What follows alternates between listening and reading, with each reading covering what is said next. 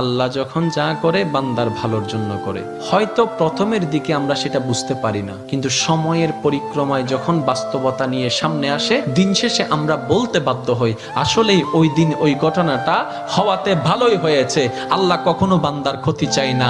আল্লাহ যদি ক্ষতি চাইতেন সকালের নামাজ না পড়ার কারণে কান্না করে দিতে পারতেন, যদি আল্লাহ ক্ষতি চাইতেন দুপুরে নামাজ না পড়ার কারণে ল্যাংড়া করে দিতে পারতেন। আল্লাহ সেটা চান না। আল্লাহ চাই বান্দার সব সময় ভালো। আর মা তো দেখেন জন্ম দেওয়ার কারণে সন্তানের তো অপরাধ করার পরও মা সন্তানের প্রতি কতই ভালোবাসা, কতই মায়া, বাবার কাছ থেকে সন্তানের পিঠকে বাঁচাই ফেলছে, এরকম হাজারো মা আছে ওই মায়ের জন্য। কিন্তু আল্লাহ পাক রব্বুল আলামিন বান্দার উপর কতটুকু ভালোবাসে দিয়েছেন সেটা আমরা বান্দারা বুঝতে পারি নাই বলে শয়তানের ফাঁদে বারবার পা দিয়ে আটকাই যাচ্ছি।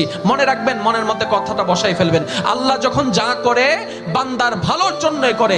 একদিন না একদিন সেই ভালোটা আপনার বিবেকে এবং মনে প্রমাণ হয়ে সামনে চলে আসবে। আমি বুঝাতে চাচ্ছি আমাদের সাথে সবচেয়ে কানেকশন কার বেশি ভালো থাকতে হবে, বান্দা হিসেবে আল্লাহর, উম্মত হিসেবে নবী রাহমাতুল লিল আলামিনের।